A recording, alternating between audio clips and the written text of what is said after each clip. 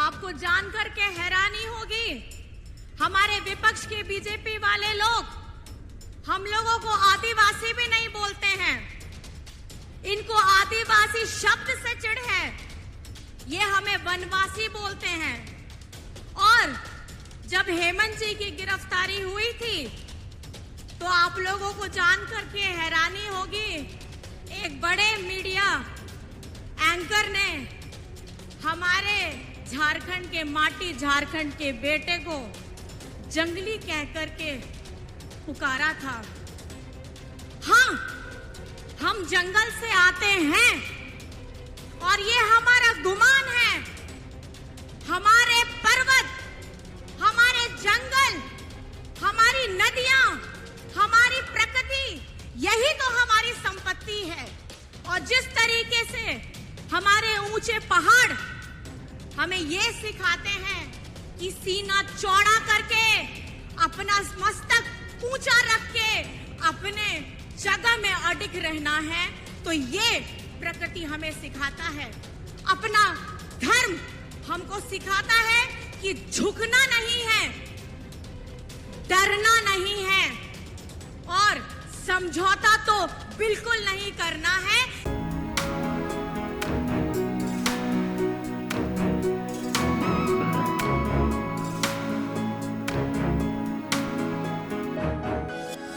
नारी शक्ति जिंदाबाद,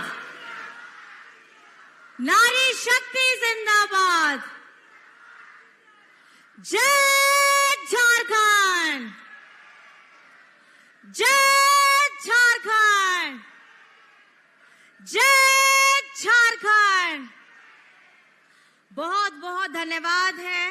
आज जगन्नाथपुर में आए हम सभी इस सभा में मंच पर उपस्थित झारखंड की मंत्री आदरणीय बेबी देवी जी, झारखंड की मंत्री आदरणीय दीपिका पांडे जी, आदरणीय मंत्री दीपक बिरुआ जी, यहाँ की सांसद आदरणीय जोबा मांझी जी, आपके प्यारे चहीते यहाँ के विधायक बड़े भैया सोनाराम सिंकू जी, साथ ही यहाँ महागठबंधन के जिला अध्यक्ष, सचिव, कार्यकर्तागण, डीसी साहब, एसपी साहब, सभी पदाधिकारी, मीडिया वाले, सुरक्षा कर्मी और साथ ही साथ यहाँ आए दूर दराज से हमारी माताएं, बहनें, भाई, दादा, बड़े बुजुर्ग, आप सभी को मेरी तरफ से जोहार।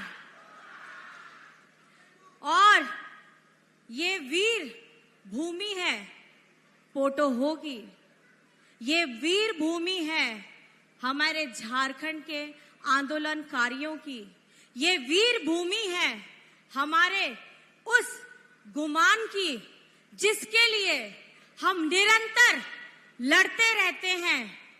और हम अपने सम्मान के लिए, हम अपने अधिकार के लिए, हम अपने नास के लिए, अपनी नाक के लिए हर वक्त, उस वक्त भी लड़े जब हमारे पूर्वजों के पास अस्त्र शस्त्र भी नहीं था, लेकिन था सिर्फ हौसला, था सिर्फ आत्मविश्वास, था सिर्फ वो मन में ताकत, जिसके वजह से उन्होंने अपनी लड़ाई भी जीती। और उनसे प्रेरणा पाकर के आज हम अपनी लड़ाई में भी निरंतर आगे बढ़ रहे हैं। आप सभी जानते हैं, ये झारखंड आंदोलनकारियों की भूमि है। इस झारखंड ने हर एक कोने में अगर आप जाएंगे तो आपको कहीं ना कहीं वीर सपूत नजर आएंगे। और जहां भी इनके स्मारक बनते हैं, जहां भी इनकी जगह होती है, उसको हम देवता की जगह तरह पूजते हैं। और मैं मानती हूं कि उनसे प्रेरणा लेकर के, उनसे ताकत लेकर के हम निरंतर आगे बढ़ने का प्रण भी करते हैं। आप लोग जानते हैं, इस साल के आरंभ में हमारे राज्य के मुख्यमंत्री हेमंत सोरेन जी को किस तरीके से बीजेपी वालों ने षड्यंत्र करके जेल में डालने का काम किया। लेकिन उसी विषम परिस्थिति में जब लोकसभा का चुनाव होता है तो उस लोकसभा चुनाव में हमारे इस कोल्हान से, हमारे इस जगह से, इस गढ़ से आप लोगों ने उनको हटाने का काम किया जो हमारे हितों के बारे में सोचते नहीं हैं, हमारे संघर्ष को समझने का प्रयास नहीं करते हैं। ये झारखंड में आदिवासियों की तादाद बहुत है और कहीं ना कहीं मैं समझती हूं कि हमारे इस समाज में आदिवासियों को आदिवासी तक समझा नहीं जाता है। आज आपको जानकर के हैरानी होगी, हमारे विपक्ष के बीजेपी वाले लोग हम लोगों को आदिवासी भी नहीं बोलते हैं। इनको आदिवासी शब्द से चिढ़ है, ये हमें वनवासी बोलते हैं। और जब हेमंत जी की गिरफ्तारी हुई थी तो आप लोगों को जानकर के हैरानी होगी, एक बड़े मीडिया एंकर ने हमारे झारखंड के माटी, झारखंड के बेटे को जंगली कहकर के पुकारा था। हाँ, हम जंगल से आते हैं और ये हमारा गुमान है। हमारे पर्वत, हमारे जंगल, हमारी नदियां, हमारी प्रकृति, यही तो हमारी संपत्ति है। और जिस तरीके से हमारे ऊंचे पहाड़ हमें ये सिखाते हैं कि सीना चौड़ा करके, अपना मस्तक ऊंचा रख के अपने जगह में अडिग रहना है, तो ये प्रकृति हमें सिखाता है। अपना धर्म हमको सिखाता है कि झुकना नहीं है, डरना नहीं है और समझौता तो बिल्कुल नहीं करना है, क्योंकि ये कोल्हान की धरती है। कोल्हान के पूर्वजों ने, हमारे वीर सपूतों ने किसी के सामने अपना सर नहीं झुकाया, किसी के सामने में अपना मस्तक नहीं झुकाया और किसी के साथ समझौता नहीं किया, किसी से डरे नहीं। तो ये कोल्हान की धरती हमें सिखाती है और हेमंत जी ने भी यही किया। मनुवादियों ने बहुजनों के इतिहास को, उनके नायकों को मिटा देने की तमाम कोशिशें की, लेकिन अम्बेडकरवादियों ने तमाम मुश्किलों को सहकर उसे जिंदा रखा। बहुजन कैलेंडर 2025 के जरिए हमने भी बहुजनों के संघर्ष और इतिहास को सहेजने का काम किया है, क्योंकि कैलेंडर सिर्फ तारीख नहीं बताते, इतिहास भी बताते हैं। तो आज ही ऑर्डर करिए 2025 का बहुजन कैलेंडर। बुकिंग शुरू है। ऑर्डर देने के लिए व्हाट्सएप नंबर 9711666056 पर मैसेज करें या dalit10tak@gmail.com पर ईमेल करें। झारखंड की माटी के पुत्र है और इस माटी के पुत्र में वो खून, वो ताकत उसके अंदर में समाहित है कि किस तरीके से हम अपने मान सम्मान को बचाने की बात करते हैं। हम जिस स्टेज में जाते हैं उस मन से मैं यही बात बोलती हूँ, हमारा अगर गौरव है तो हमारी कला, संस्कृति, सभ्यता, परंपरा, हमारी भाषा, ये हमारा गौरव है। और हम अपनी हो भाषा को संविधान की 8वीं अनुसूची में लाने के लिए प्रतिबद्ध हैं। और हमारे जितने भी विपक्षी लोग हैं, इनके अंदर में क्या आदिवासी नेता नहीं है कि हो नेता नहीं है? ये अपनी आवाज क्यों नहीं बुलंद करते? ये अपने लोगों को आगे बढ़ाने की बात क्यों नहीं करते? हमारी भाषा तक को जगह देने का स्थान नहीं रखते। जब ये अपनी भाषा, अपनी संस्कृति का मान नहीं रख सकते, तो ये अपने आप को नेता कैसे कह सकते हैं? जरूर एक नेता झुक सकता है, एक नेता डर सकता है, एक नेता समझौता कर सकता है, लेकिन कोल्हान की जनता उनको माफ नहीं करेगी जो समझौते से अपना काम करते हैं, जो डर करके अपना काम करते हैं। अगर आप वाकई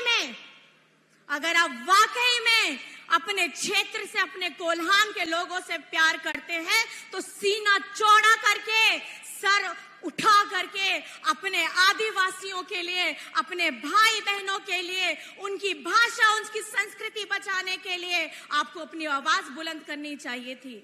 लेकिन इतने वर्ष हो गए, किसी ने कुछ नहीं किया। कौन लड़ रहा है? लड़ रहा है सिर्फ हेमंत सोरेन। आपका भाई, आपका बेटा लड़ रहा है। हमारी महागठबंधन सरकार इस बार 2019 के बाद जिस तरीके से काम की है, चाहे कोविड के समय में हम लोगों ने अपने झारखंड में भूख से किसी को मरने नहीं दिया। हमारी दीदी बहनें रसोई किचन चला करके बाहर से आए मजदूरों के लिए खाना बनाती थी। थाना में खाना बनता था। स्वास्थ्यकर्मी उनसे जुड़े हुए थे, जिनको अपने लोग किसी को कोविड हो जाए तो उससे दूरी बना के रखते थे। कौन करता था ये काम? हमारी दीदी बहनें करती थी ये काम।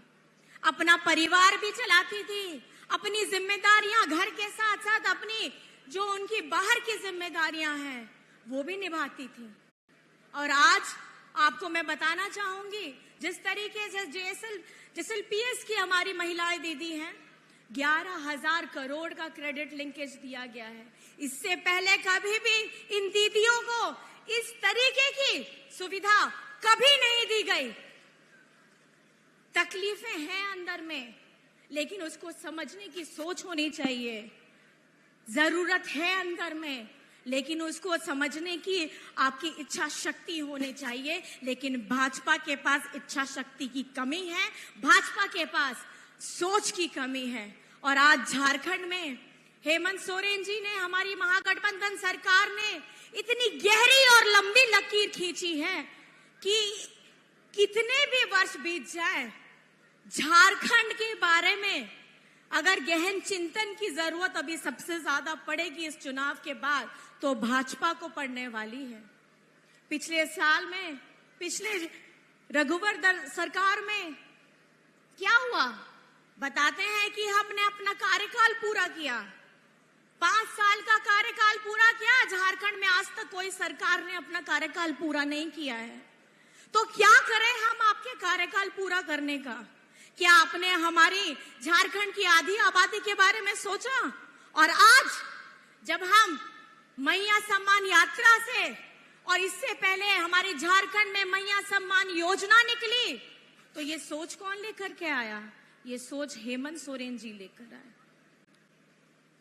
और आज मंचों से ये बातें करते हैं, हमारी मैया सम्मान यात्रा निकल रही है, आपका अपार प्यार मिल रहा है, स्नेह मिल रहा है। तो ये बात करते हैं कि हम जब आएंगे तब हम 2,000 रुपए देंगे। लेकिन जब आप थे, 5 साल का कार्यकाल पूरा किया, तब ये कहाँ थे आपके 2,000 रुपए जो आज आप वादा कर रहे हैं? लेकिन ये काम किसने करके दिखाया? आज 2 किस्त हमारी दीदियों बहनों के अकाउंट में है। ये खुशी किसने दी है? ये खुशी महागठबंधन सरकार की अगुवाई कर रहे हेमंत सोरेन जी ने दी है। बिजली बिल 0 किसने कराया है? हेमंत सोरेन जी ने कराया है। कृषि ऋण माफी हो गई है, किसने कराया है? हेमंत सोरेन जी ने कराया है। अब वो आवास दिया गया है, किसने कराया है? हेमंत सोरेन जी ने कराया है। हरा राशन कार्ड दिया जा रहा है, किसने कराया है? हेमंत सोरेन जी ने कराया है। हमारी बच्चियों को सावित्रीबाई फूले की योजना से जोड़ा है, किसने कराया है? हेमंत सोरेन ने कराया है। हमारे बच्चों के लिए अच्छे स्कूल खुले, प्राइवेट स्कूल से ज्यादा अच्छा हमारे सरकारी स्कूल खुले, सीएम स्कूल ऑफ एक्सीलेंस खुलवाया, किसने कराया? हेमंत सोरेन ने कराया। इस तरीके की योजनाओं की गंगा बहा दी है झारखंड में। और आज आप वादा करने की बात करते हैं, जब आपकी सरकार थी आप क्यों नहीं लेकर आए ये क्रांतिकारी योजनाएं? क्योंकि आपको सिर्फ कॉपी पेस्ट करना आता है, आपको अपनी खुद की कोई सोच नहीं है। आप अपने से, अपने जनता के बारे में, अपने लोगों के बारे में नहीं सोचते हैं, आपको सिर्फ कॉपी पेस्ट करना है।